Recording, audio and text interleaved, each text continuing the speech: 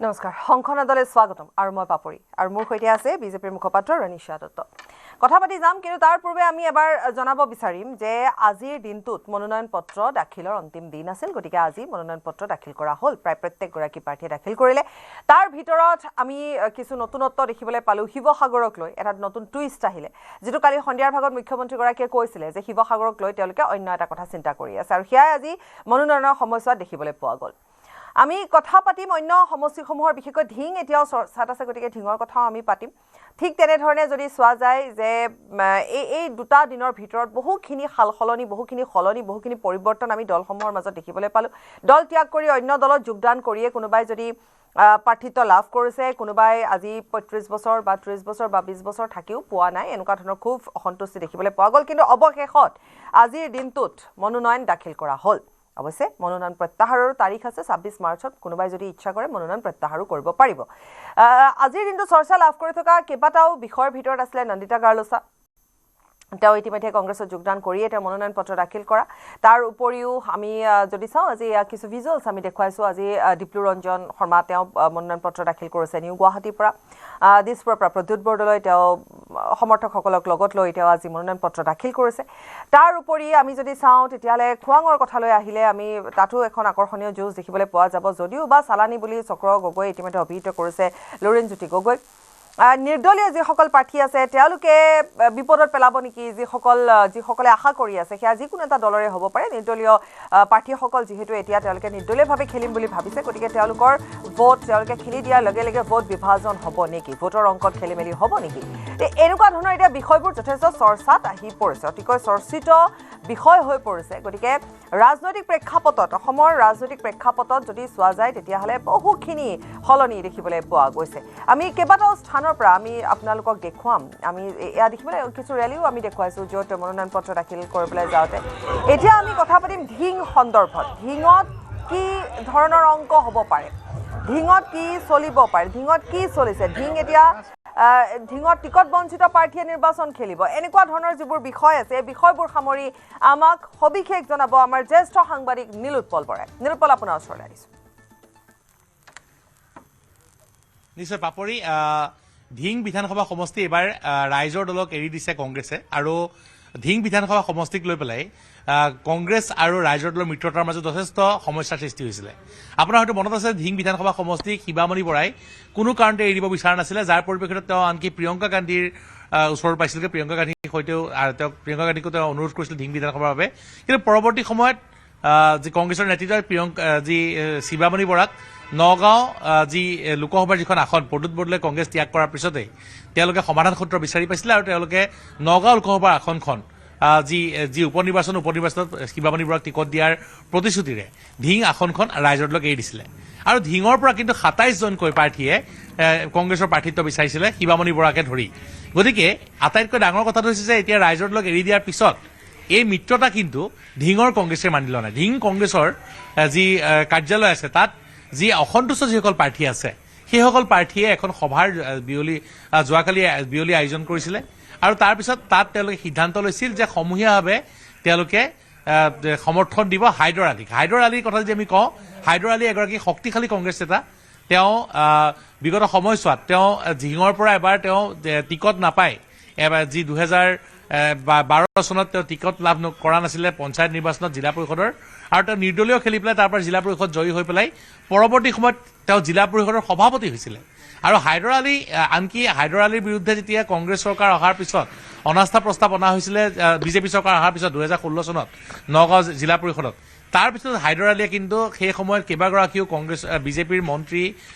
ৰাজেন গোহাঁই সেইখন মন্ত্ৰী আছিলে বা বহু বিধায়কে চেষ্টা কৰিছিলে নগাঁও জিলা পৰিষদখন দখল কৰাৰ বাবে কিন্তু তেতিয়া বিফল হৈছিলে আনকি হাইদৰ আলীয়ে সেই সময়ত কংগ্ৰেছৰ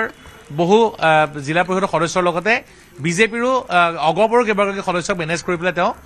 সেই সময়ত জিলা পৰিষদৰ সভাপতি হৈ আছিলে গতিকে হাইদৰ আলী ৰাজনৈতিকভাৱে অতি শক্তিশালী আৰু এগৰাকী প্ৰভাৱশালী বিত্তশালী নেতা তেওঁ আজি ঢিঙত যেতিয়া নিৰ্দলীয়ভাৱে তেওঁ প্ৰতিদ্বন্দ্বিতা আগবঢ়াইছে তেওঁ কৈছে যে আমি ২০,০০০ ভোটত জিকিম আৰু এবাৰ আপোনালোকে লিখি ৰাখক যে ঢিং কোনো কাৰণতে এবাৰ ৰাইজৰ দলে দখল কৰিব নোৱাৰে অৰ্থাৎ ঢিঙত যি কংগ্ৰেছ আৰু ৰাইজৰ দলৰ যি মিত্ৰতা হ'ল যি আসন বুজাবুজি হ'ল সেয়া দিল্লী দিছপুৰতহে হ'ল সেয়া কিন্তু ধিঙত কাৰ্যক্ষেত্ৰত নহ'ল। মেহবুব মুক্তাৰক যি আসনখন এৰি দিয়া হৈছে, যোৱাবাৰো যথেষ্ট ভাল প্ৰতিদ্বন্দ্বিতা আগবঢ়াইছিলে, যদিও বা AIDF জিকিছিলে, কিন্তু ভাল প্ৰতিদ্বন্দ্বিতা আগবঢ়াইছিলে কংগ্ৰেছ আৰু যি ৰাইজৰ দলৰ মাজত ভোট বিভাজনৰ সৃষ্টি হৈ পেলাই সেই সময়ত AIDF জয় হৈছিলে, আমিনুল ইছলাম জয় হৈছিলে। এইবাৰ ধিঙত মতিউৰ ৰহমান AIDFৰ প্ৰাৰ্থী। মতিউৰ ৰহমান এগৰাকী শক্তিশালী প্ৰাৰ্থী। মতিউৰ ৰহমান পূৰ্বে বটদ্ৰৱাত নিৰ্বাচনত প্ৰতিদ্বন্দ্বিতা কৰি 2000 যদি আমি 11 চনৰ নিৰ্বাচনী ফলাফল চাওঁ, মাত্ৰ 500 ভোটত গৌতম বৰাৰ লগত পৰাজিত হৈছিলে। আৰু সেই সময়ত বটদ্ৰৱাৰ যিসমূহ সংখ্যালঘু অধ্যুষিত অঞ্চল আছে, সেই অঞ্চলসমূহ বৰ্তমান ধিং বিধানসভা সমষ্টিৰ অন্তৰ্গত হৈছে সমষ্টি পুনৰ নিৰ্ধাৰণৰ পিছত। অৰ্থাৎ মতিউৰৰ এটা প্ৰভাৱ আছে। ইপিনে যথেষ্ট প্ৰভাৱ আছে। নিশ্চয় নিৰুপল, অকণমান যদি আমি ধিংটো পাতো তেতিয়াহ'লে আপুনি যিখিনি কথা ক'লে, এতিয়া কংগ্ৰেছে ৰাইজৰ দলক এৰি দিলে। ৰাইজৰ দলক এৰি দিয়াৰ লগে লগে ৰাইজৰ দলৰ যিগৰাকী প্ৰাৰ্থী তেওঁ কিমান তাত শক্তিশালী, যিগৰাকী নাম মেহবুব মুক্তাৰ, তেওঁ কিমান শক্তিশালী, আৰু AIDFৰ প্ৰাৰ্থীগৰাকী তেওঁ শক্তিশালী ইতিমধ্যে আপুনি কৈছে। এতিয়া আকৌ নিৰ্বাচন খেলিব হাইদৰ আলীয়েও। গতিকে তেনে ক্ষেত্ৰত এই যিখন যুঁজ হ'ব তাত হাইদৰ আলীৰ ভোটে কিমান প্ৰভাৱ পেলাব পাৰে বাকী দুগৰাকীক? ৰাইজৰ দলে যি ধৰণে আশা কৰিছিলে, যি ধৰণে দাবী কৰিছিলে, তেওঁলোকেতো এক প্ৰকাৰ আজৰি অনাৰ দৰে হৈছিলে কংগ্ৰেছৰ পৰা ধিং, কাৰণ ধিঙক লৈ তেওঁলোকৰ কত চৰ্চা চলিছিলে, বাৰে বাৰে ধিঙক লৈ তেওঁলোকৰ মাজত বুজাবুজিত এক প্ৰকাৰ অন্তৰাল হৈ পৰিছিলে। গতিকে তেনে ক্ষেত্ৰত ৰাইজৰ দলে যিটো আত্মবিশ্বাসেৰে ধিঙক লৈছে, ধিঙত জিকিম বুলি ভাবিছে, সেয়া কেনেবাকৈ পানী পৰিবগৈ নেকি, চেঁচা পানী পৰাৰ দৰে হ'ব নেকি? নিশ্চয় নিশ্চয়, আপুনি কোৱাৰ দৰে যি ৰাইজৰ দলে অতি আত্মবিশ্বাসী হৈ আছে যে ধিং বিধানসভা সমষ্টিত যিহেতু কংগ্ৰেছৰ প্ৰাৰ্থী নাই, গতিকে তেওঁলোক জয়ী হৈ আহিব বা সংখ্যালঘু প্ৰধান সমষ্টি। কিন্তু বাপৰি মই আজিৰ তাৰিখত এটা কথা ক'ব পাৰোঁ যে সংখ্যালঘু জনবসতিপূৰ্ণ অঞ্চলত ৰাইজৰ দলৰ স্থিতি AIDFতকৈ কিন্তু কিছু হ'লেও দুৰ্বল। আৰু কংগ্ৰেছৰ স্থিতি অৱশ্যে এইবাৰ ধিঙত শক্তিশালী আছিলে। আমি আগতেও কৈছিলোঁ যে ধিঙত এইবাৰ AIDFতকৈ কংগ্ৰেছ শক্তিশালী আছিলে। কিন্তু ৰাইজৰ দলক এৰি দিয়াৰ পিছতে কংগ্ৰেছৰ যিসকল নেতা কৰ্মী তেওঁলোকে প্ৰকাশ্যে বিৰোধ কৰিছে। আৰু আটাইতকৈ আচৰিত কথাটো হৈছে যে যিসকল ক্ষুব্ধ কংগ্ৰেছী আছে বা যিসকল বৰ্তমান মনোনয়ন পত্ৰ দাখিল কৰিছে হাইদৰ আলীয়ে, এইসকলৰ সৈতে কিন্তু গৌৰৱ গগৈ বা কেন্দ্ৰীয় নেতৃত্বই যোগাযোগ কৰা নাই। যাৰ পৰিপ্ৰেক্ষিতত অৰ্থাৎ কংগ্ৰেছে ৰাইজৰ দল এৰি দিয়াৰ পিছত ধিঙত কংগ্ৰেছৰ কি সংগঠন আছে বা কি বিদ্ৰোহ হৈছে বা তেওঁলোকে সমৰ্থন দিবনে, এই বিষয়ত কোনো ধৰণৰ চিন্তা কৰা নাই। গতিকে তেওঁলোকে ৰাইজৰ দলৰ কথা কোনো পধ্যে নামানে। মেহবুব মুক্তাৰৰ সৈতে তেওঁলোকৰ সংঘাত আছে। আৰু ধিঙৰ যিসকল কংগ্ৰেছী আছে, হাইদৰ আলী বা ৰায়হান উদ্দিন, মনোৱাৰ হোসেন ফাৰুকী, যিসকল শক্তিশালী কংগ্ৰেছৰ নেতা আছে, তেওঁলোকে কৈছে যে এইবাৰ যদি আমি ৰাইজৰ দলকে আসনখনত জয়ী হ'বলৈ দিওঁ, তেন্তে ভৱিষ্যতে কেতিয়াও ধিঙত কংগ্ৰেছে আৰু এই আসনখন উদ্ধাৰ কৰিব নোৱাৰে। কাৰণ 3টা বছৰ একেৰাহে AIDFে দখল কৰি আছে। ধিং আগতে কংগ্ৰেছৰ বাবে একেবাৰে নিষ্কণ্টক এখন আসন আছিলে। গতিকে সেই আসনখন AIDFে দখল কৰাৰ পিছত তেওঁলোকে এইবাৰ দখল কৰিবলৈ সকলো সাজু হৈছিলে। আৰু তেতিয়াও তেওঁলোকৰ এটাই চুক্তি আছিলে, তেওঁলোকৰ এটাই চৰ্ত আছিলে যে শিৱামণি বৰাৰ বাহিৰে যিকোনো এগৰাকী প্ৰাৰ্থীক টিকট দিয়ক, সকলো প্ৰাৰ্থীয়ে সমৰ্থন কৰিব। এতিয়া শিৱামণি বৰাক যেতিয়া নগাঁও লোকসভাৰ টিকট দিয়াটো নেতৃত্বই কৈছে, এই কথা যেতিয়া তেওঁলোকে প্ৰাৰ্থীসকলে গম পাইছে, অৰ্থাৎ শিৱামণি বৰাক বাদ দি এই 27 গৰাকী প্ৰাৰ্থীক যেতিয়া কোনো ধৰণৰ গুৰুত্ব দিয়া নহ'ল, গতিকে তেওঁলোক ক্ষুব্ধ হৈছে। আৰু তেওঁলোকে কৈছে যে এইবাৰ কোনো কাৰণতে ৰাইজৰ দলক ধিঙৰ পৰা জিকি যাবলৈ নিদিওঁ, আমি জয়ী হ'ম। আৰু এই কথা কিমান দূৰ সম্ভৱ হয়, কিমান দূৰ সফল হয় আমি নাজানো। কাৰণ এটা কথা আমি ক'ব লাগিব যে ৰাইজৰ দলে যি ভোট পাব,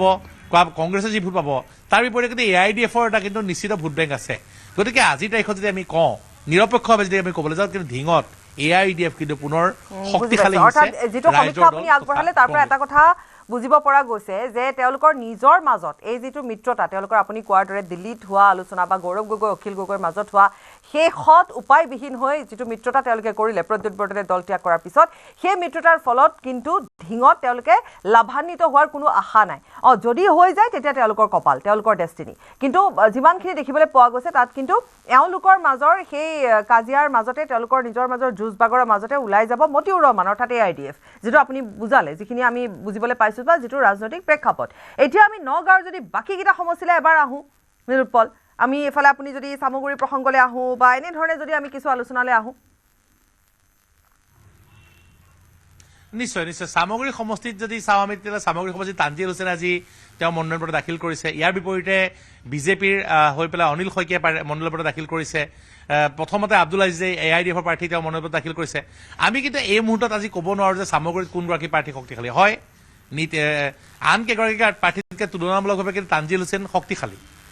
বৰ্তমান কিন্তু তথাপিও দিন বাগৰাৰ লগে লগে নিৰূপল এনেকে ক'ব পাৰো নেকি আমি যে বিজেপিয়ে এক প্ৰকাৰ মানে যি হ'লেও তেওঁ ৰকিবুল হুছেইনৰ পুত্ৰ তানজিল হুছেইন ইমান আচলতে ইজিলি বা ইমান সহজভাৱে এৰি দিব পৰা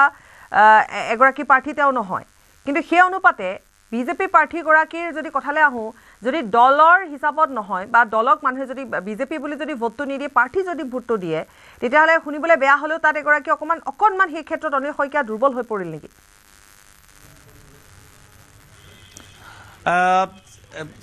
পাপৰি সেই কথা অনিল শইকীয়া আচলতে অনিল শইকীয়া ইয়াৰ পূৰ্বেও নিৰ্বাচন খেলিছে বা অনিল শইকীয়াও দলীয় ৰাজনীতিত আছে সেই কথাত আমি অনিল শইকীয়াক দুৰ্বল বুলি ক'ব নোৱাৰোঁ কিন্তু এটা কথা ক'ব লাগিব যে এইবাৰ কিন্তু যি আমি চামগুৰিৰ যি পৰিৱেশ দেখুৱাইছোঁ চামগুৰিত কিন্তু AIUDFও শক্তিশালী আব্দুল আজিজ এগৰাকী যথেষ্ট আমচুৰ এগৰাকী জনপ্ৰিয় নেতা আছিলে এটা সময়ত পৰৱৰ্তী সময়ত বিধায়ক হৈছিলে চামগুৰিত পূৰ্বেও নিৰ্বাচন খেলিছে ৰূপহীহাটৰ সমষ্টিৰ পৰা বিধায়ক হৈছে গতিকে আব্দুল আজিজে এইবাৰ যথেষ্ট কিন্তু সক্ৰিয়ভাৱে যিহেতু চামগুৰিত নামি পৰিছে আৰু আটাইতকৈ ভয়ংকৰ কথাটো হৈছে যিসকল চামগুৰিতো 8গৰাকীকৈ কংগ্ৰেছৰ প্ৰাৰ্থীয়ে টিকট বিচাৰিছিলে আৰু তাৰে যিকেইগৰাকী যোগ্য প্ৰাৰ্থী আছিলে এই গোটেইকেইগৰাকী ভিতৰি কিন্তু আমি জনাত আব্দুল আজিজক সমৰ্থন আগবঢ়াইছে গতিকে চামগুৰিতো কিন্তু নিৰ্বাচনী ফলাফল ওলট-পালট হোৱাৰ সম্ভাৱনা নথকা নহয় তথাপি এই মুহূৰ্তত এটা ক'ব লাগিব যে চামগুৰিত বিজেপি বা AIUDFতকৈ এই মুহূৰ্তলৈকে কিন্তু কংগ্ৰেছৰ প্ৰাৰ্থীগৰাকী আগবাঢ়ি আছে ইয়াৰ বিপৰীতে কিন্তু পাপৰি আমি এটা কথা এই মুহূৰ্তত উল্লেখ কৰিব লাগিব আটাইতকৈ ডাঙৰ কথা অতি গুৰুত্বপূৰ্ণ কথা যিবা নগাঁও বহমপুৰৰ কথা আমি সিমান নকলেও হ'ব কাৰণ নগাঁও বহমপুৰ বা ৰহাত এইসমূহত বিজেপি আন প্ৰাৰ্থীতকৈ আগবাঢ়ি আছে কিন্তু কলিয়াবৰ বিধানসভা সমষ্টি বিগত প্ৰায় 2001 চনৰ পৰা একেৰাহে অগপৰ দখলতে আছে এইটো সমষ্টি 2006 চনত গুদিন হাজৰিকাই যেতিয়া অগপৰ প্ৰগতিশীললৈ গৈছিলে তেতিয়া কেশৱ মহন্ত তালৈ আহিছিলে 2006 চনৰ পৰা কেশৱ মহন্তই বৰ্তমানলৈকে প্ৰতিনিধিত্ব কৰি থকা এটা সমষ্টি সেই কলিয়াবৰ বিধানসভা সমষ্টিত এইবাৰ কিন্তু সেই ধিঙৰ দৰেই অগপ বিজয়ী মিত্ৰতাত আউল লাগিছে যিদৰে দিল্লী দিছপুৰৰ মিত্ৰতাক ধিঙৰ কংগ্ৰেছে মানি লোৱা নাই একেই কথা দেখিবলৈ পোৱা গৈছে কলিয়াবৰ বিজেপিৰ ক্ষেত্ৰত কলিয়াবৰ বিজেপিসকলেও কিন্তু বৰ্তমান অগপৰ প্ৰাৰ্থীগৰাকীক তেওঁলোকে এইবাৰ কোনো কাৰণতে গ্ৰহণ নকৰোঁ বুলি হুংকাৰ দিছে আমি কালি এটা বাতৰি সম্প্ৰচাৰ কৰিছোঁ প্ৰায় 10,000 লোকৰ সমাগমেৰে এখন বিজেপিৰ এখন বৃহৎ গণসমাৱেশ অনুষ্ঠিত কৰা হৈছে সেই গণসমাৱেশখন কংগ্ৰেছৰ বিৰুদ্ধে নহয় সেইখন হৈছে কেশৱ মহন্তৰ বিৰুদ্ধে আজি যিগৰাকী প্ৰাৰ্থীক লৈ পেলাই নিৰ্দলীয় ৰূপে তেওঁলোকে অৱতীৰ্ণ কৰা বিচাৰিছে জিতেন্দ্ৰজিৎ গৌড়ে কিন্তু আজি আহি পেলাই মনোনয়ন পত্ৰ দাখিল কৰিলে সাধাৰণতে আমি দেখিছোঁ যিসকল বিজেপিৰ অসন্তুষ্ট প্ৰাৰ্থী যিসকলে টিকট পোৱা নাই বা যিসকলে মিত্ৰতাৰ বাবে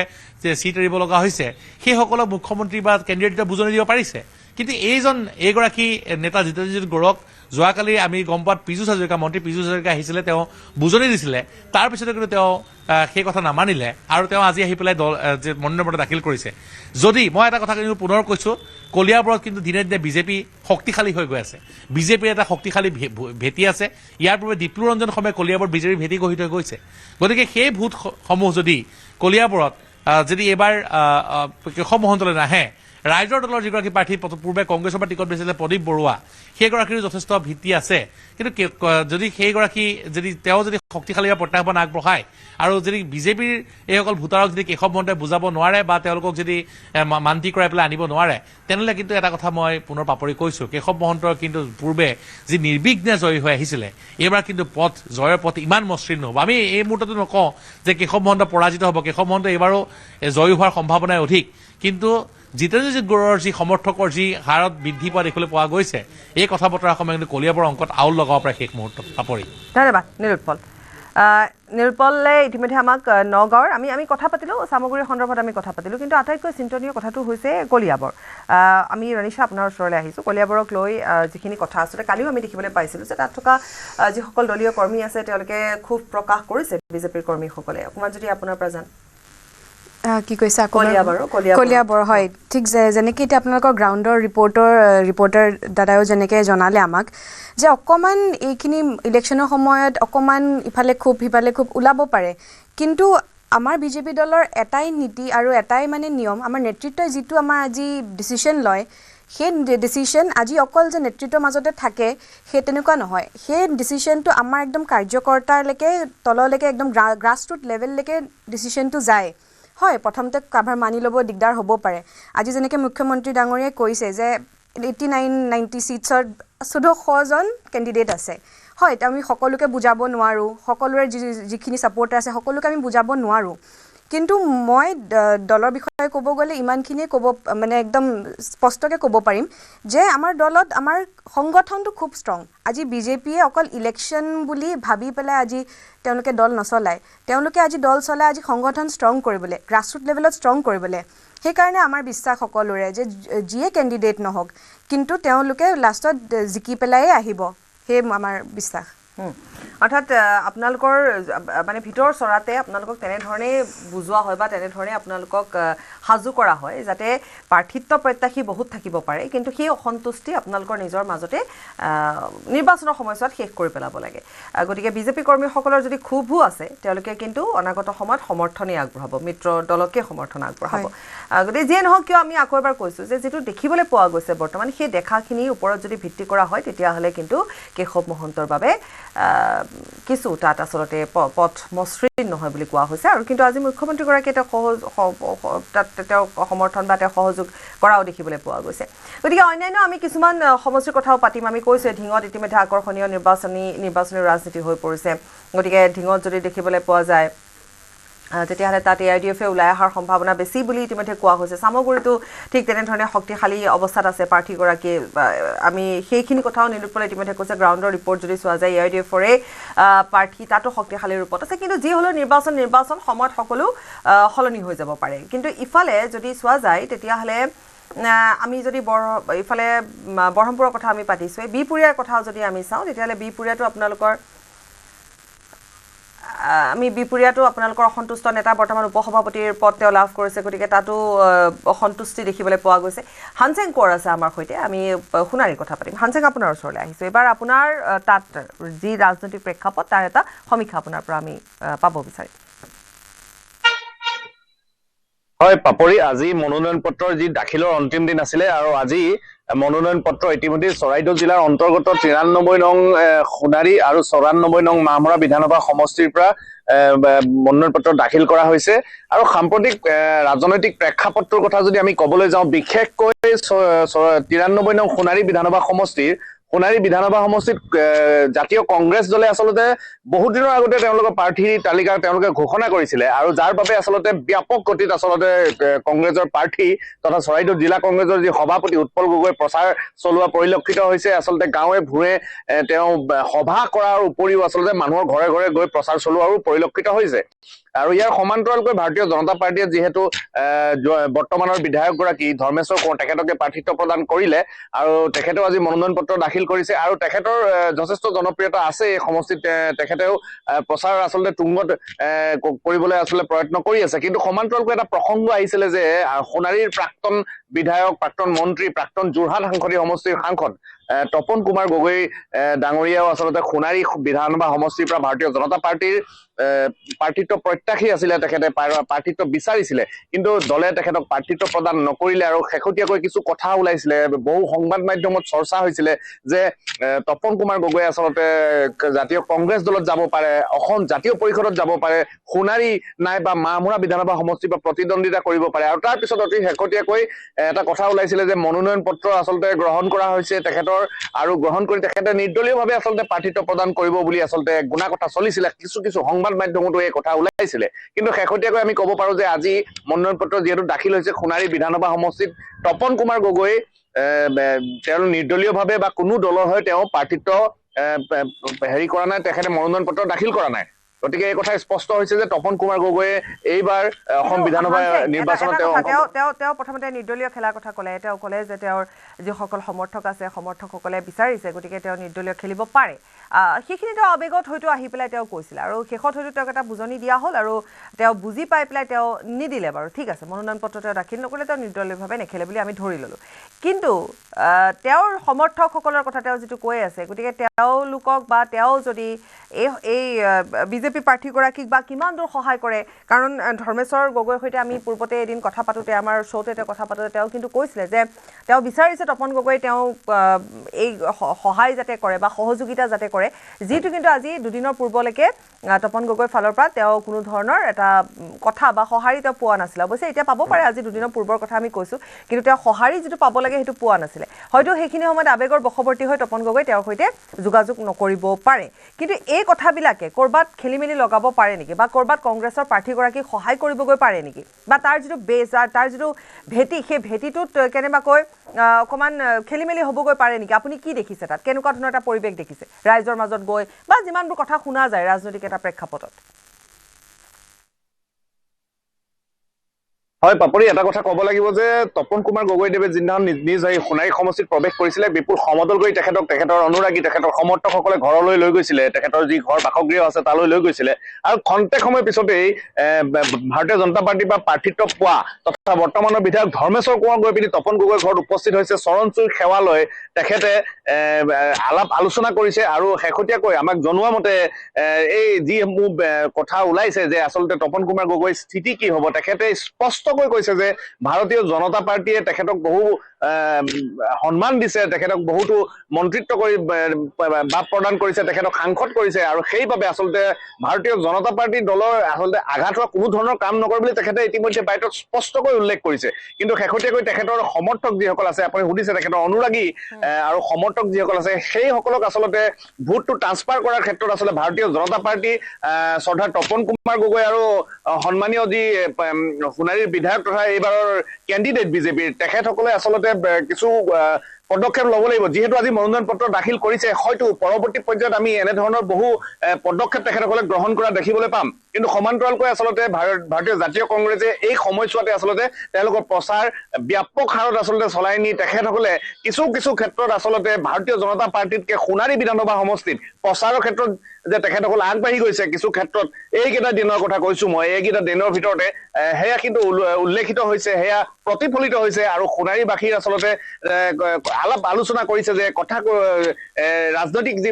কথা চলে সেই ৰাজনৈতিক কথাত আচলতে এই কথাষাৰে গুৰুত্ব পাইছে কিন্তু আমি এটা কথা জানো ভাৰতীয় জনতা পাৰ্টী নিৰ্বাচন লৈ বিৰাট চিৰিয়াছ তেওঁলোকে আৰু সেইবাবে তেওঁলোকৰ মনোনয়ন যেতিয়া গ্ৰহণ হোৱাৰ পাছত আচলতে তেওঁলোকৰ ষ্ট্ৰেটেজি যে তেখেতসকলে সলনি কৰিব আৰু তেওঁলোকে যে যুদ্ধকালীনভাৱে তেখেতসকলৰ প্ৰচাৰ চলাব তেখেতসকলৰ যি বুথ আছে হেৰি আছে সেয়াও নিশ্চিত হৈ পৰিছে পাপৰি আচ্ছা হানসেং ধন্যবাদ জনাইছোঁ গতিকে আমি আকৌ আপোনাৰ ওচৰলৈ আহিছোঁ ৰানিশা আপোনাৰ ওচৰলৈ আহিছোঁ আৰু আমি দেখিবলৈ পালোঁ যিটো আচলতে আমি আগতেও কৈছোঁ যে বিজেপিৰ এটা সাংঘাতিক ষ্ট্ৰেটেজি আছে বা সাংঘাতিক আপোনালোকৰ এটা বুজা পৰা আছে আচলতে য'ত আপোনালোকৰ কৰ্মীসকল বা যিসকল নেতা বা যিসকল প্ৰাৰ্থিত্ব প্ৰত্যাশী আছিল তেওঁলোকে দলৰ প্ৰতি তেওঁলোকৰ যদি ক্ষোভ থাকেও তেতিয়াও কিন্তু তেওঁলোকে এটা সময়ত গৈ তেওঁলোকৰ সেই ক্ষোভ নিজে নিবাৰণ হয় বা তেওঁলোকক বুজোৱা যায় যিটো আমি অমিয় কুমাৰ ভূঞা ক্ষেত্ৰতো দেখিলোঁ বিপৰীত আৰু এতিয়া আমি সোণাৰীটো দেখিলোঁ সোণাৰীত সৌ সিদিনালৈকে তপন গগৈয়ে কৈ আছিলে যে মোক মোৰ অনুৰাগীসকলে বিচাৰিছে মই নিৰ্দলীয় খেলি দিব পাৰোঁ বা তেওঁ অকণমান অসন্তুষ্ট আছিল কিন্তু সৰ্বশেষত তেওঁ এতিয়া ধৰ্মেশ্বৰ কোঁৱৰকে ছাপোৰ্ট কৰা দেখিবলৈ পোৱা গৈছে ধৰ্মেশ্বৰ গগৈ হয় এইটো খুবেই সঁচা কথা যে আমাৰ যিহেতু আমাৰ অকণ মিছআণ্ডাৰষ্টেণ্ডিঙো হয় সেই বস্তুখিনি কেতিয়াও ৰাইজৰ সকলৰ আগত আহি নপৰেহি কিন্তু আজি যদি আমি বেলেগ দলৰ বা কংগ্ৰেছ দলৰ আজি যদি আমি দেখা পাওঁ তেওঁলোকৰ পৰিস্থিতি তেওঁলোকৰ আজি আগবেলা যদি তেওঁলোকে মিত্ৰজোঁট কৰিম বুলি কয় পিছবেলালৈ তেওঁলোকৰ মাজত এনেকুৱা কিবা লাগি যায় যে কোনোবা আহি প্ৰেছত আহি পেলাই কিবা এটা ইণ্টাৰভিউ বা বাইট দি থৈ যায়হি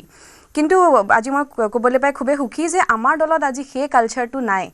আৰু এটা কালচাৰ আছে কংগ্ৰেছত মই এজ এ ইউথ মই দেখিছোঁ আজি যিকোনো আজি ছিনিয়ৰ মেম্বাৰে এৰিছে জুনিয়ৰৰ পৰা আৰম্ভ কৰি ছিনিয়ৰলৈকে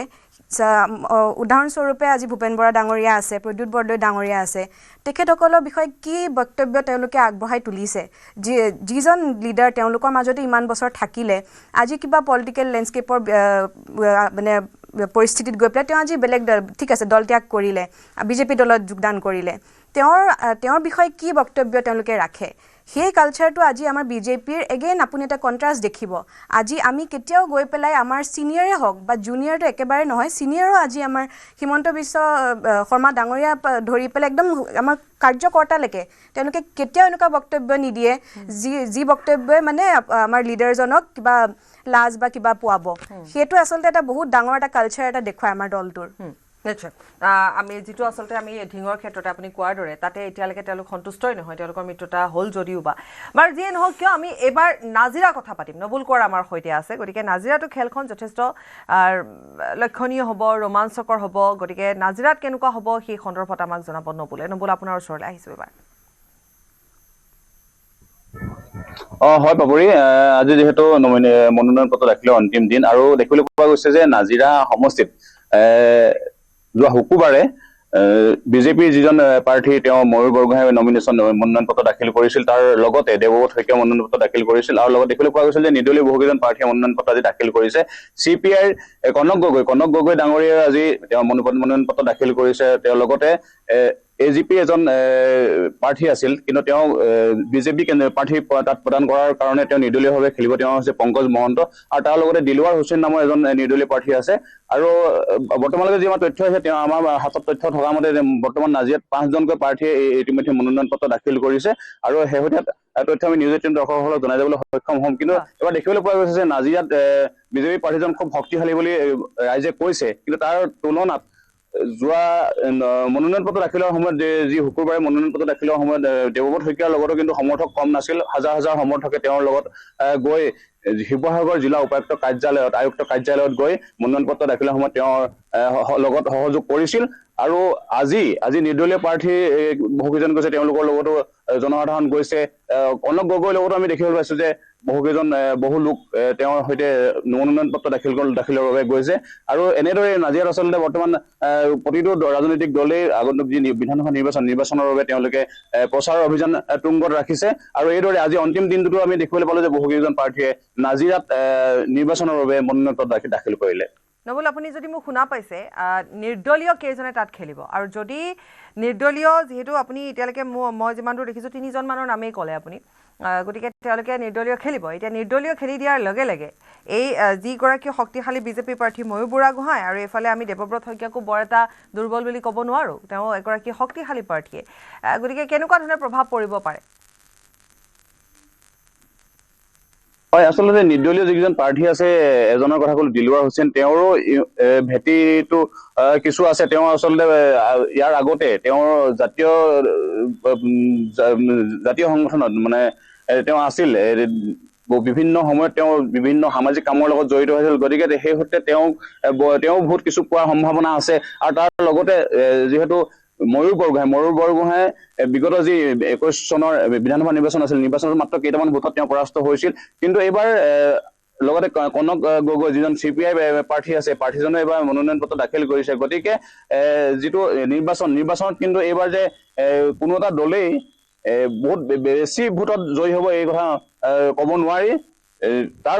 এটি বৰ্তমান আজিৰ দিনটোত যদি ক'বলৈ যাওঁ কিন্তু ময়ূৰ বৰগোহাঁই সকলোতকৈ আগবাঢ়ি থকা আমি দেখিবলৈ পাইছো নিশ্চয় অৰ্থাৎ ভোট বিভাজন হোৱাৰ সম্ভাৱনা থাকিব কাৰণ কেইবাগৰাকীও নিৰ্দলীয় আছে গতিকে ইয়াৰ দ্বাৰা প্ৰভাৱ পৰিব কিন্তু তাৰ পিছতো আপুনি যিমানখিনি তাত ৰাইজৰ সৈতে কথা পাতিছে তাৰ পৰা এটা কথা বুজিব পৰা যায় যে আজি অৱশ্যে মনোনয়ন পত্ৰ দাখিলহে কৰা হৈছে নিৰ্বাচনলৈ আছে যিহেতু সময় গতিকে তেনে ক্ষেত্ৰত ময়ূৰ বুঢ়াগোহাঁইকে আপুনি ক'ব বিচাৰিছে যে শক্তিশালী ৰূপত আছে আৰু তেওঁ আগবাঢ়ি যোৱাৰ সম্ভাৱনা বেছি অৰ্থাৎ এনেধৰণৰ হ'ব পাৰে নেকি যে মুখ্যমন্ত্ৰীগৰাকীয়ে আগতে এবাৰ কিন্তু ঘোষণা কৰি দিছে যে দেৱব্ৰত শইকীয়া এবাৰ নাজিৰাত হাৰিব তেনেকুৱা হ'বগৈ নেকি কথা এটা চাবলৈ গ'লে এনেকুৱা হয় যে বিজেপি দলৰ পৰা প্ৰহ্লাদ গোৱালা নামৰ যিজন ব্যক্তি আছিল চাহ জনগোষ্ঠীৰ নেতা তেওঁ বিজেপিৰ পৰা টিকট বিচাৰিছিল কিন্তু তেওঁ টিকট বঞ্চিত হ'ল কিন্তু তাৰ পাছত ৰাইজে অনুমান কৰিছিল যে তেওঁ বেলেগ দলত যোগদান কৰিব নেকি কিন্তু আমি দেখিলো যে তেওঁ কোনো দলত যোগদান কৰা নাই তেওঁৰ লগত আমি কথা বতৰা পাতি আমি গম পাইছো যে তেওঁ এইবাৰ বিজেপিকে সহায় কৰিব যিহেতু তেওঁ আন কোনো দলত যোগদান কৰা নাই আৰু দেৱব্ৰত শইকীয়াও যিটো ভেটি সেই ভেটিও যথেষ্ট আছে তথাপিও মুখ্যমন্ত্ৰীয়ে যি এইবাৰ যি আঁচনি মহিলাসকলৰ বাবে যি উদ্যমিতা আঁচনি আনিছে সেই আঁচনিও চাগে বিজেপিক সহায় কৰিব পাৰে আৰু যিহেতু আমি বিভিন্ন প্ৰান্তত ঘূৰি থকা হৈছে আমি ৰাইজৰ লগত কথা বতৰা পাতিছো বা আমি দেখিছো জনসাধাৰণৰ যিটো বিজেপিৰ প্ৰতি আন্তৰিকতা বৃদ্ধি পাইছে তাৰ পৰা আমি আচলতে এই কথা আমি ক'ব বিচাৰিছো নিশ্চয় আপোনাক ধন্যবাদ জনাইছোঁ নবুল আৰু ৰণিশা আচলতে সেইটো এটা কথা হৈছে যে মুখ্যমন্ত্ৰীগৰাকী বা চৰকাৰখনে মুখ্যমন্ত্ৰী বুলি কোৱা নাই চৰকাৰখনে মহিলাসকলক যথেষ্ট দিছে উদ্যমিতা আঁচনি হওক অৰুণোদয়ত তেওঁলোকে নিজে কৈছে সংবাদ মাধ্যমৰ আগত যে আমি এতিয়া আমাৰ ঘৰৰ মানুহজনে আমাক ইমান পইচা নিদিয়ে যিমান আমাক চৰকাৰখনে দিছে গতিকে এই কথাবিলাকে এই আঁচনিবোৰ বিশেষভাৱে মহিলাসকলক লৈ পেলাই মহিলা সবলীকৰণৰ ওপৰত চৰকাৰখনে যিমান গুৰুত্ব প্ৰদান কৰিছে বা যিসকল ছাত্ৰী আছে ছাত্ৰীসকলক লৈ চৰকাৰখনে যিমান গুৰুত্ব প্ৰদান কৰিছে গতিকে এই কথাবিলাকে যথেষ্টখিনি আচলতে বিজেপিক সহায় কৰিব দলটোক সহায় কৰা মানে যিকেইগৰাকী প্ৰাৰ্থীকেইগৰাকীকো সহায় কৰিব হয় আপুনি ঠিকেই কৈছে আজি এখন চৰকাৰৰ দায়িত্ব আঁচনি দিয়াতে শেষ হৈ নাযায় আঁচনিটো আজি প্ৰতিখন চৰকাৰে দি আহিছে হয়তো আগতে কমকৈ পাইছিলে এতিয়া হয়তো বেছিকৈ পাইছে আৰু অলপ ভাল আজি উন্নতি পথত গৈ আছে কিন্তু আজি আঁচনি দিয়াটো চৰকাৰ এখনৰ দায়িত্ব কিন্তু ইয়াতে মই এটা কথা উল্লেখ কৰিব বিচাৰিম যে আজি আমাৰ বিজেপি চৰকাৰখনে উইমেনৰ ৰিপ্ৰেজেণ্টেশ্যনৰ কাৰণে 33% ৰিজাৰ্ভেশ্যনৰ বিলখনো আনি আছে এইটো মই ভাবোঁ যে আমাৰ চৰকাৰ সবতছে যদি আপোনালোকে যদি মানে আজি অসমৰ ৰাইজে যদি আজি ক'ব বিচাৰে যে মহিলাৰ কাৰণে কি কৰিলে অকল আঁচনিতে যাতে নাথাকে এই কথাটোও যাতে বুজি পায় যে আজি মহিলা এগৰাকীৰ কথা আজি বেলেগে কৈ পেলাই বুজাব নোৱাৰে মহিলা এগৰাকী নিজে সেই টেবুলখনত বহি আজি নিজে সেই মিটিংখনত বহি নিজৰ কথাটো নিজে ক'ব পৰাকৈ এটা মাত দিছে আজি আমাৰ চৰকাৰখনে আৰু সেইকাৰণে মই ভাবোঁ আমাৰ চৰকাৰখনে আজি অকল সেই আঁচনিতে আজি লিমিটেড হৈ থকা নাই আজি আমাৰ চৰকাৰখনে মহিলা মানুহক ইমানখিনি আজি এটা মানে আসন দিছে বা এটা পৰিস্থিতি মানে দাঙি ধৰিছে যাতে য'ত তেওঁলোকে গৈ নিজে নিজৰ কথাষাৰ ক'ব পাৰে মই ভাবোঁ এইটো আমাৰ খুব ডাঙৰ এটা বহুত উইমেন ডেভেলপমেণ্টৰ ক্ষেত্ৰত বহুত ডাঙৰ এটা ভাল ষ্টেপ গতিকে অনাগত দিনত ৰাইজে বিচাৰিব যে মহিলাসকলৰ বাবে আপোনাৰ যদি আৰ্থিক সুৰক্ষা ব্যৱস্থাটো কৰা হৈছে তেনেধৰণে মহিলাসকলৰ বাবে বা আমাৰ যুৱতীসকলৰ বাবে কিশোৰীসকলৰ বাবে তেওঁলোকৰ জীৱনটো সুৰক্ষাৰ প্ৰতিও যাতে গুৰুত্ব প্ৰদান কৰা হয় কাৰণ যেনেধৰণে নহওক কিয় সুৰক্ষিত হৈ থকাটো সকলোৱে বিচাৰিব গতিকে ভয় ভাৱ নোহোৱাকৈ যাতে তেওঁলোকে ৰাতি বিয়লি ওলাই আহিব পৰাকৈ কাম কৰিব পৰাকৈ এটা পৰিৱেশ অসমত সৃষ্টি হওক হৈছে আৰু আগলৈ আৰু বেছিকৈ হওক সকলোৱে সেইটো এটা আশা কৰিব চৰকাৰখনৰ প্ৰতি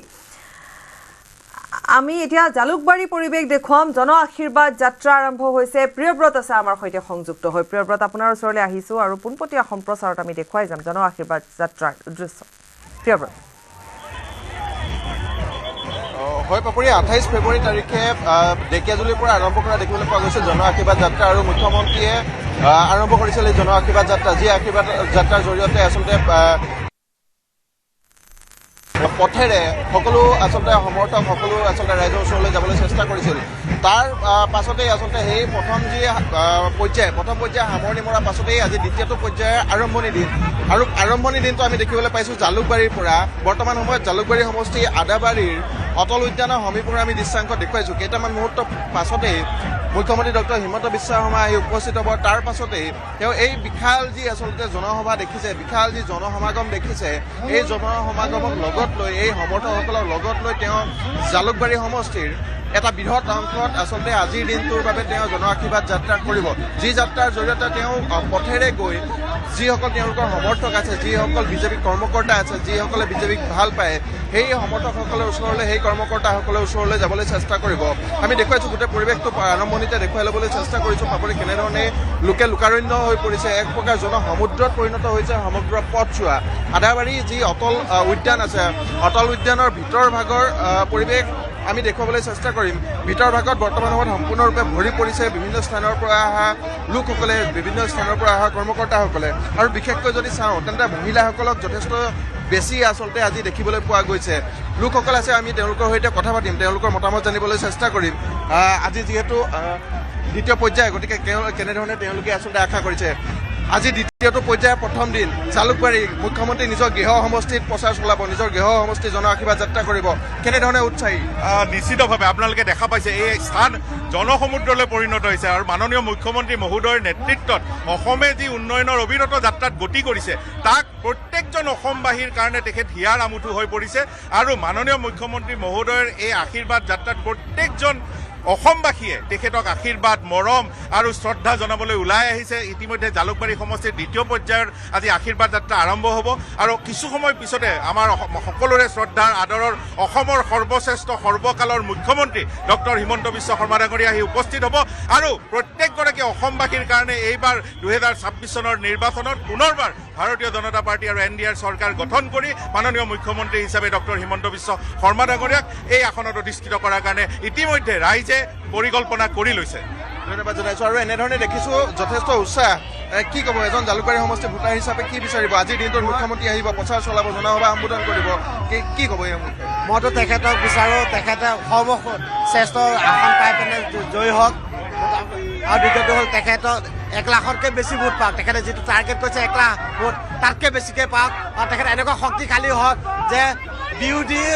যে কোনো কাৰণত অনাস্থা প্ৰস্তাৱ আনিব নাই কাৰণে এনেকুৱাকৈ যে গোটেই অসমখনত যে ভাল এটা উন্নতি পথত যেনেকৈ এতিয়া 5 বছৰ যিমানখিনি আগুৱাই লৈ আহিছে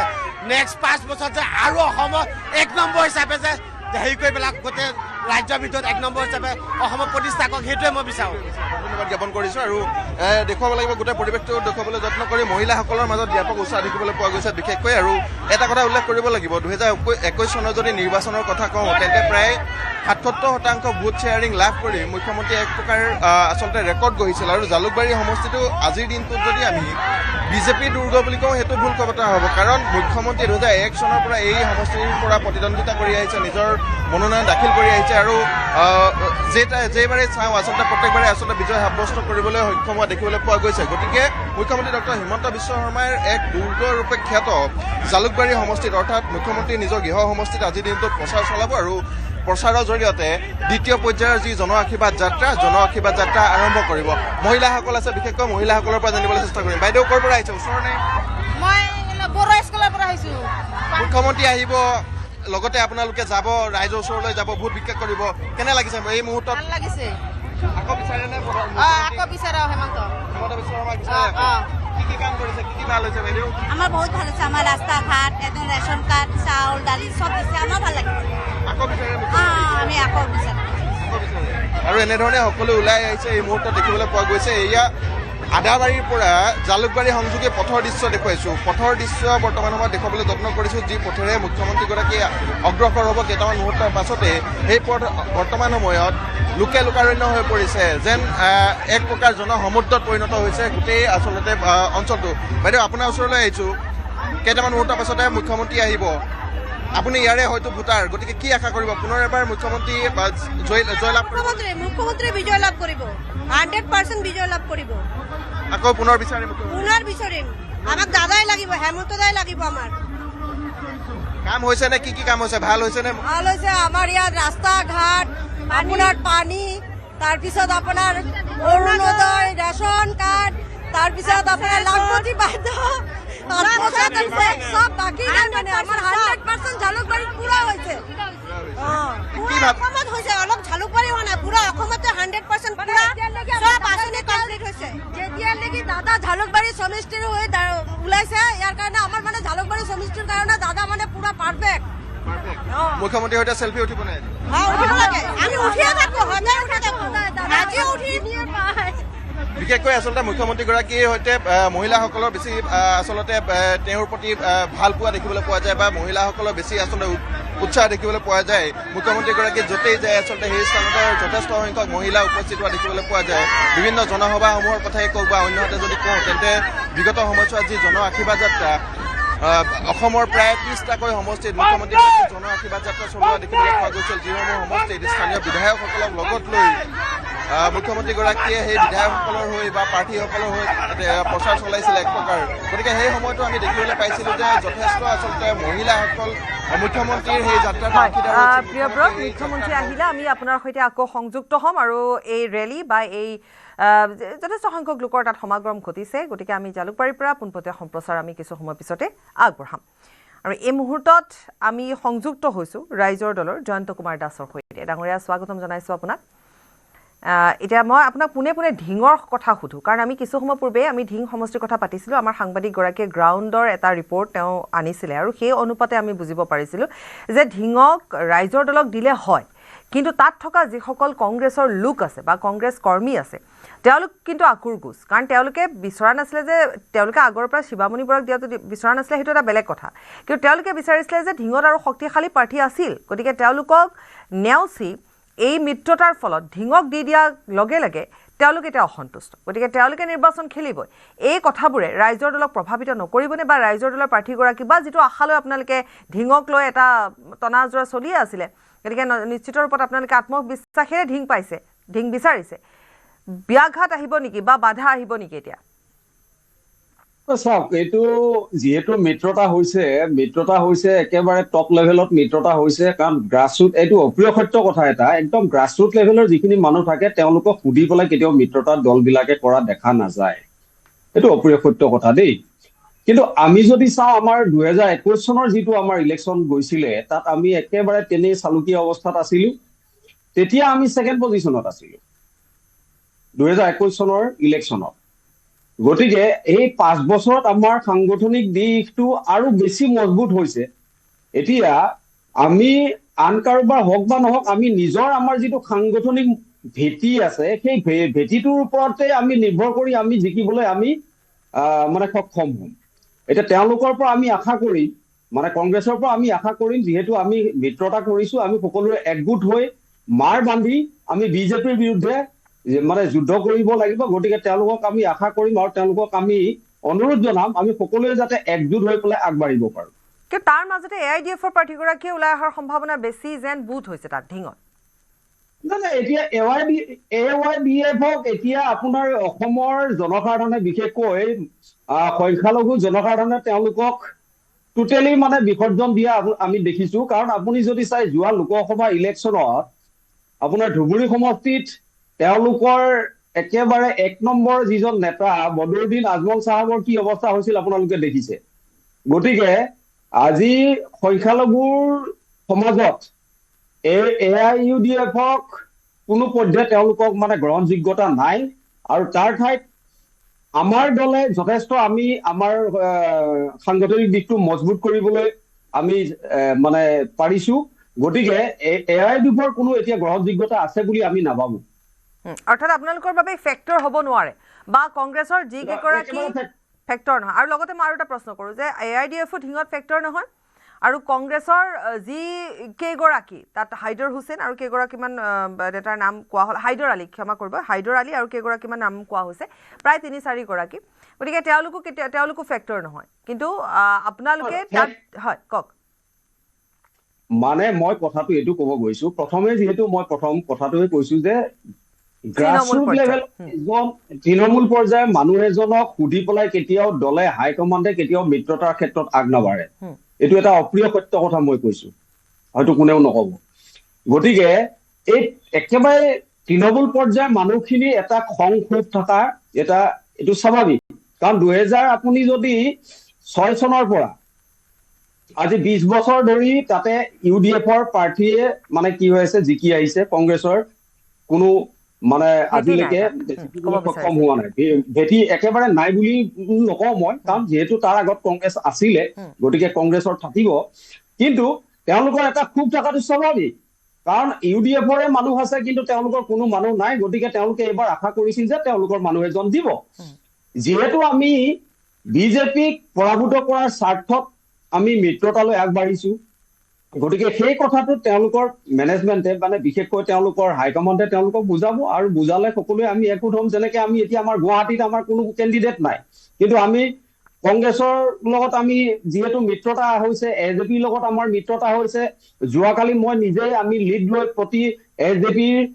প্ৰাৰ্থীয়ে হওক বা কংগ্ৰেছৰ প্ৰাৰ্থী প্ৰত্যেককে আমি লগ কৰিছো আমাৰ য'ত য'ত ভেটি আছে তেওঁলোকৰ লগত আমি আলোচনা কৰিছো আমি তেনেকে আগবাঢ়িছো তেওঁলোকো আগবাঢ়িব বুলি আমি এইটো আশাবাদী মানে আপুনি আশা কৰিছে আৰু ঠিকেই আপুনি ঠিকেই কথাই কৈছে বাৰু কাৰণ আপোনালোকৰ যিয়ে নহওক কিয় শীৰ্ষ নেতৃত্বই যদি বুজনি দিয়ে তৃণমূল পৰ্যায়ৰ কৰ্মীসকলক নিশ্চিত ৰূপত তেওঁলোকে বুজিব গতিকে তেওঁলোকক বুজাবৰ বাবে এতিয়া শীৰ্ষ নেতৃত্বৰ ওচৰত সময় থাকিব লাগিব এতিয়া শীৰ্ষ নেতৃত্বৰ ভিতৰত যদি আমি চাওঁ যে আমি কালি দিনটোলৈকে অৱশ্যে এতিয়া কিমান দূৰ আগবাঢ়িল মীমাংসা কেনেধৰণে হ'ল সেয়া আমি ক'বলৈ নাযাওঁ সেইটো আপুনি ভালকৈ ক'ব পাৰিব যে নাওবৈচাতে যদি চোৱা যায় নাওবৈচাৰ যিগৰাকী প্ৰাৰ্থিত্ব প্ৰত্যাশী আছিল ৰাইজৰ তলত তেওঁ মনত দুখ পাইছিল তেওঁ খুব অসন্তুষ্ট বুলি নকওঁ কাৰণ তেওঁ কথাখিনি কওঁতে তেওঁ দুখৰ কথাই কৈছিলে আৰু সেইটো আছিলে যে সেই শীৰ্ষ নেতৃত্বৰ তেওঁক এটা ফোন কৰিবলৈ সময় হোৱা নাছিলে গতিকে এই যে শীৰ্ষ নেতৃত্বৰ বুজা বিষয়টো তেওঁলোকে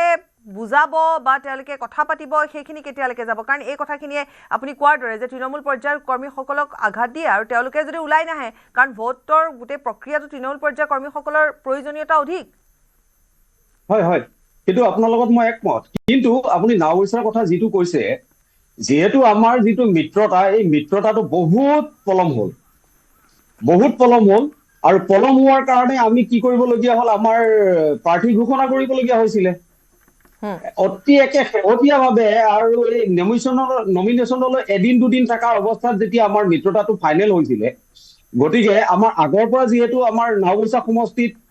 আমি ঘোষণাই কৰা হৈ গ'ল প্ৰাৰ্থী গতিকে তেওঁ তেনেকে আশাহত হৈছে যিহেতু তেওঁ সেইটো হোৱাটো স্বাভাৱিক এইটো ময়ো হওঁ কাৰণ আমি মানুহ হয় গতিকে মানুহৰ তেওঁ যিটো কষ্ট কৰিলে যোৱা 5 বছৰে, এই 5 বছৰটোৰ তেওঁ ফলটো যিহেতু নাপালে, গতিকে তেওঁৰ ঠাইত মই হওক আৰু 10জন হ'ব, প্ৰত্যেকেই হ'ব সেইটো। কিন্তু যিহেতু যোৱাকালি তেওঁ নিজে সংবাদমেল দিছে যে তেওঁ এইটো উঠাই ল'ব, মানে যিটো কথা ওলাই আছিলে যে তেওঁ নিৰ্দলীয়ভাৱে খেলিব,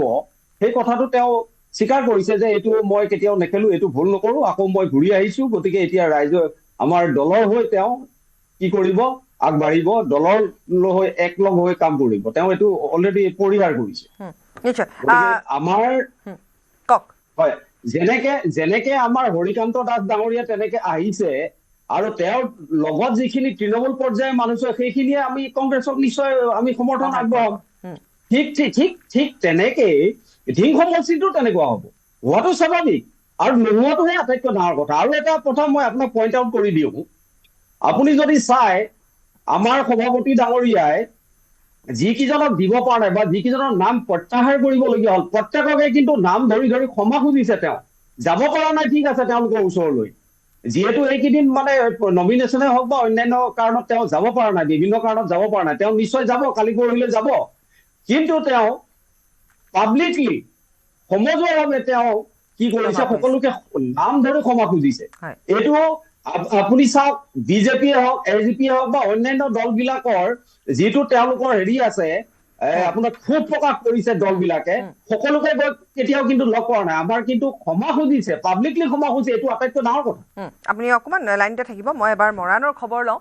আমাৰ সাংবাদিক ঋষেশ্বৰ বৰুৱা আছে, ঋষেশ্বৰৰ ওচৰলৈ যাম, গতিকে টিংখাঙৰ কথাও আমি পাতিম ঋষেশ্বৰৰ লগত। আমি আটাইখিনি সামৰি ঋষেশ্বৰ আপুনি আমাক জনাব। হয়, নিশ্চয়কৈ ইতিমধ্যে সকলোৱে গম পাইছে যে আজি মনোনয়ন দাখিলৰ অন্তিম দিন আৰু খোৱাং সমষ্টিৰ পৰা আজি অন্তিম দিনটোত দুগৰাকীকৈ প্ৰাৰ্থী মনোনয়ন পত্ৰ দাখিল কৰিছে। এজন হৈছে বিজেপি প্ৰাৰ্থী চক্ৰধৰ গগৈ, আন এগৰাকী নিৰ্দলীয় বিজু দুৱৰা। খোৱাং সমষ্টিৰ পৰা ইতিমধ্যে 2টা দিন পূৰ্বে লুৰিণজ্যোতি গগৈয়ে মনোনয়ন দাখিল কৰিছে। আৰু যিহেতু বিজু দুৱৰাই ৰাইজৰ দলত যোগদান কৰিছিলে, ৰাইজৰ দলত যোগদান কৰাৰ পিছত যেতিয়া মিত্ৰতা হোৱা নাছিল, কংগ্ৰেছ আৰু ৰাইজৰ দলৰ যেতিয়া মিত্ৰতা হোৱা নাছিল, কংগ্ৰেছৰ পৰা গৈ ৰাইজৰ দলৰ হৈ খেলাৰ কথা আছিল, কিন্তু অৱশেষত যেতিয়া মিত্ৰতা সম্পন্ন হ'ল আৰু মিত্ৰতাৰ পিছত আজি বিজু দুৱৰাই নিৰ্দলীয়ভাৱে মনোনয়ন পত্ৰ দাখিল কৰিছে। স্বাভাৱিকতে কংগ্ৰেছৰ যিসকল মানুহ সেই কিছু হ'লেও বিজু দুৱৰাৰ কাষত যাব, বিজু দুৱৰাৰ হৈ আজি যিহেতু সমৰ্থকসকল যোৱা দেখা পোৱা গৈছিল। আৰু এক প্ৰকাৰ তিনিকুণীয়া যুঁজ হ'ব, যদিও মূল যুঁজখন লুৰিণজ্যোতি অথবা চক্ৰধৰ গগৈৰ মাজতেই হ'ব বুলি সকলোৱে আশা কৰিছে। কিন্তু শেহতীয়াকৈ যি গতিবিধি, বিজু দুৱৰাৰ যি গতিবিধি দেখা গৈছে যে বিজু দুৱৰাৰো কম নহয়, অকণমান হ'লেও প্ৰভাৱ পেলাব। কিন্তু কোন লাভৱান হ'ব এইটো এতিয়াও নিশ্চিত হোৱা নাই। বিজু দুৱৰাই আচলতে বিৰোধী মিত্ৰজোঁটৰ প্ৰাৰ্থী হিচাপে যদি থাকিলহেঁতেন, তেনেহ'লে বিৰোধী মিত্ৰজোঁটৰ ভোট বা বিৰোধী মিত্ৰজোঁটৰ প্ৰাৰ্থী এতিয়া বিৰোধী মিত্ৰজোঁটৰ সহায়ক হ'লহেঁতেন। কিন্তু বিৰোধী মিত্ৰজোঁটত থকাৰ পিছত অৱশেষত নিৰ্দলীয়ভাৱে যেতিয়া যিটো নিৰ্বাচনত অৱতীৰ্ণ হৈছে, তো স্বাভাৱিকতে কোনফালে লাভান্বিত হ'ব কিছু হ'লেও অনুমান কৰিব পাৰি। যদি টিংখাং সমষ্টিৰ কথা কওঁ, মই অকণমান খোৱাঙৰ কথালৈ যদি আহোঁ, এতিয়া বিজু দুৱৰাৰ কথা যিখিনি কথা আপুনি ইতিমধ্যে ক'লে, বিজু দুৱৰাই যেতিয়া ৰাইজৰ দলত যোগদান কৰিলে, তেওঁ আশা কৰিছিলে, তেওঁ ৰাইজৰ দলত যোগদান কৰা তেওঁ যিটো যুক্তি দৰ্শাইছিলে আৰু সেইটো আছিলে যে তেওঁ কৈছিলে যে মই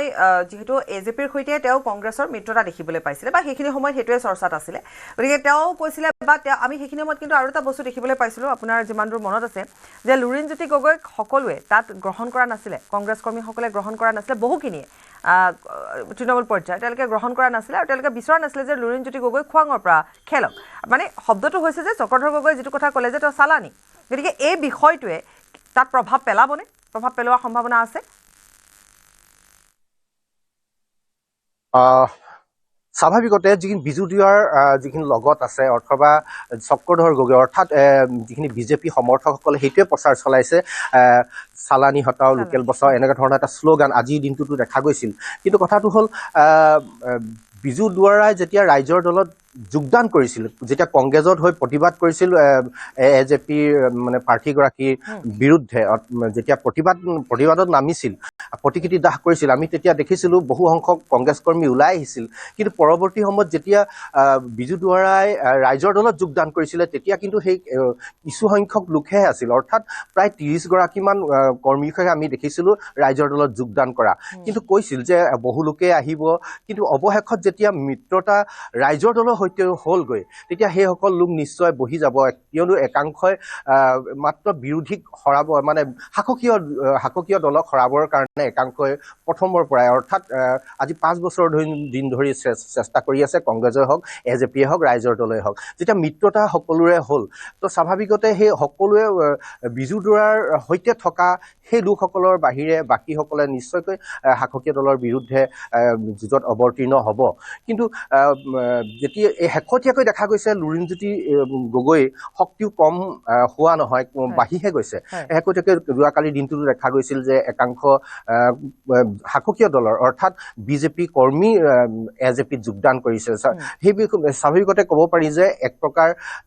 তিনিকুণীয়া যুঁজ হ'ব খোৱাং সমষ্টিত হয় নিশ্চয় টিংখাঙৰ কথা আপুনি পাতিছিলে অকণমান চমুকৈ আপোনাৰ পৰা জানিম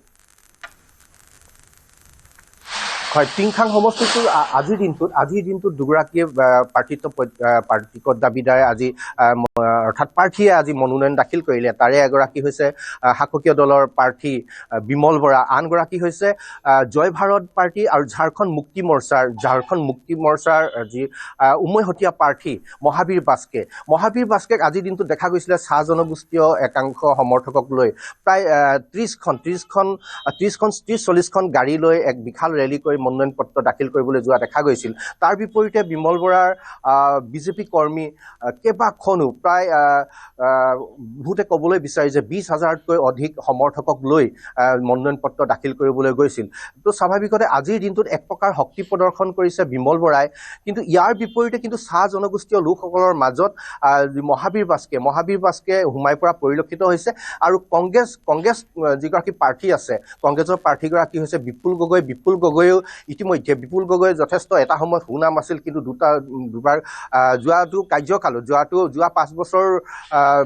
টিকেট নাপালে কিন্তু এইবাৰ পাবলৈ সক্ষম হৈছে আৰু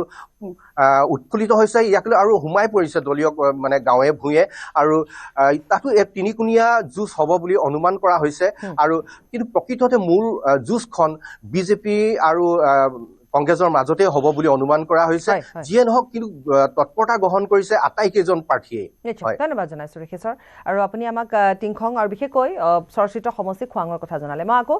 জয়ন্ত কুমাৰ দাস আপোনাৰ ওচৰলৈ আহিছোঁ আপুনি ৰাইজৰ দলৰ গতিকে আমি যিকেইটা সমষ্টিৰ কথা পাতিলোঁ তাত যিহেতু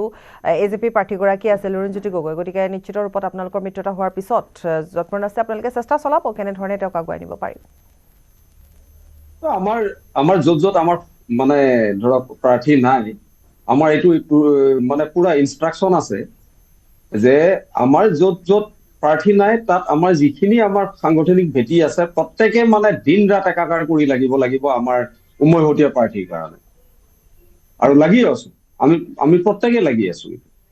গতিকে টিংখাঙতে হওক বা খোৱাঙতে হওক বা য'ত আমাৰ মিত্ৰজোঁটৰ প্ৰাৰ্থী আছে আমাৰ দলৰ পৰা 100% আমি পাৰফৰ্মেঞ্চ দিবলৈ ৰেডি আছো ধন্যবাদ জনাইছোঁ আপোনাক আৰু আপোনালোক আগন্তুক দিনত আৰু বেছি শক্তিশালী হৈ আগবাঢ়ক কাৰণ আপোনালোকৰ উদ্দেশ্য অন্য হওক নহওক এটাই উদ্দেশ্য যে বিজেপিক উৎখাত কৰিব লাগে গতিকে আপোনাক ধন্যবাদ মই আপোনাৰ ওচৰলৈ আহিছোঁ ৰাণীশা আৰু আপুনি শুনিছেই যে এতিয়া ৰাইজৰ দল অজাপ বা কংগ্ৰেছ তেওঁলোকৰ যিটো মিত্ৰতা ঐক্যবদ্ধ গতিকে এই তেওঁলোকৰ এটাই মাথো লক্ষ্য হৈছে সেইটো হৈছে যে বিজেপিক উৎখাত কৰিব লাগে অন্য লক্ষ্য বা অন্য ইস্যু তেওঁলোকৰ কি আছে সেয়া এতিয়ালৈকে তেওঁলোকে স্পষ্ট ৰূপত ক'ব পৰা নাই তেওঁলোকে দুটা কথা কৈ আছে এটা হৈছে বিজেপিক উৎখাত কৰিব লাগে আৰু এটা হৈছে জুবিনক ন্যায় দিব লাগে গতিকে এই দুটা ইস্যুৰে তেওঁলোকে ৰাইজৰ মাজত প্ৰৱেশ কৰিব বুলি তেওঁলোকে কৈছে এতিয়া কথা হৈছে আপুনি এতিয়ালৈকে আমি যিখিনি আলোচনা কৰিলোঁ উজনি অসমৰে আমি বেছিভাগ আলোচনা কৰিলোঁ এইখিনিৰ পৰা আপুনি কি ক'ব বিচাৰিব আপোনাৰ ফালৰ পৰা আপুনি কিবা এটাতো নিশ্চয় ক'ব বিচাৰিব নিশ্চয় ক'ব বিচাৰিম তেওঁ যেনেকৈ কৈছে যে আজি তেওঁলোকৰ আজি কম্পিটিশ্যন অকল বিজেপিৰ সৈতে কিন্তু মই ইয়াতে ক'ব বিচাৰিম যে আজি আমাৰ বিজেপিৰ কম্পিটিশ্যনটো আজি কোনো কংগ্ৰেছ বা তেনেকৈ দলৰ লগততো আছে বাৰু constitutionally definitely as a opposition party কিন্তু তাতোতকৈ বেছি আজি আমাৰ আছে সেই অচিনাকি মানুহসকলৰ লগত যিসকল মানুহৰ লগত তেওঁলোক থিয় আছে কিন্তু আজি খিলঞ্জীয়া মানুহৰ লগত তেওঁলোক থিয় নাই আজি যিহেতু এইখিনি গ্ৰাউণ্ডৰ পৰা ৰিপৰ্টো অলপ আহিছে যে হয়তো অলপ কুৱেশ্যন আহিছে যে আজি আমাৰ বিজেপি কেণ্ডিডেটজন কেনেবাকৈ অলপ উইক নেকি ইয়াতে মই অসমৰ ৰাইজক এই ক'ব বিচাৰিম যে আমাৰ দলৰ কোনোজন প্ৰাৰ্থী ইমান আজি লিডাৰশ্বিপে আজি ইমান ধুনীয়াকৈ আজি এখন তালিকা বনাই দিছে কোনো এজন প্ৰাৰ্থী আজি উইক নহয় কাৰণ আমাৰ দলত এটাও কোটা নাথাকে আজি ইয়াতে আমি পৰিয়ালবাদ কৰি কোনো আগবাঢ়ি অহা মানুহক আপোনালোকে নেদেখিব কোনো অচিনাকি মানুহক এপিজমেণ্ট কৰিবলৈ দিয়া মানে টিকেট আপুনি নেদেখিব ইয়াতে আমাৰ এটাই কোটা যে আজি আপুনি কিমান হাৰ্ড ৱৰ্ক কৰিছে আজি আপুনি সংগঠনক কিমান সময় দিছে আৰু ৰাইজৰ বিকাশৰ বাবে আপুনি কিমান আজি চিন্তা কৰিব পাৰিছে সেইকাৰণে মই ভাবোঁ যে আমাৰ প্ৰতিজন আমাৰ কেণ্ডিডেটে বহুত ষ্ট্ৰং আজি তেওঁলোকে এনেকুৱা আমাৰ অপজিশ্যনে এনেকুৱা কথাও উলিয়াই যে আজি আমি অনা অসমীয়া মানুহক টিকেট দিছোঁ কিন্তু তেওঁলোকে নিজৰ সময়তো তেওঁলোকে মটং সিং ডাঙৰীয়াক ধৰি মেলি MGK ভানুক ধৰি মেলি সেইখিনি তেওঁলোকেও দি আহিছিলে তো ইয়াতে মই ক'ব বিচাৰোঁ যে আজি আমাৰ যিজন বিজয় গুপ্তা ডাঙৰীয়াকে ধৰি পেলাই আমাৰ যিখিনি মানুহক আমি দিছোঁ আমাৰ টিকেটৰ কাৰণে সুযোগ তেওঁলোকে আজি আমাৰ সংগঠনত 40 বছৰ ধৰি লাগি পৰি আছে আৰু তেওঁলোক একচুৱেলি ক'বলৈ এইটো মানে ক'বলগীয়া খুব ইম্পৰ্টেণ্ট হয় যে আজি তেওঁলোক আমাৰ খিলঞ্জীয়াৰ লগত থিয় আছে আৰু তেওঁলোকৰ এটলিষ্ট তেওঁলোকৰ ল'ৰা ছোৱালীৰ আজি মানে আমাৰ ইণ্ডিয়াৰ চিটিজেনশ্বিপটো আছে ধন্যবাদ জনাইছোঁ আৰু সময় আমাৰ শেষ হ'ল গতিকে আপোনালোকক ধন্যবাদ জনাইছোঁ আমি ভিজুৱেলছ দেখুৱালোঁ আজি যি ৰেলী ইতিমধ্যে জালুকবাৰীৰ পৰা ওলাইছে সেই ৰেলীৰো আমি ভিজুৱেল পোনপটীয়াকৈ দেখুৱাই গ'লোঁ ধন্যবাদ জনাইছোঁ সংসদৰ পৰা বিদায় লৈছোঁ ধন্যবাদ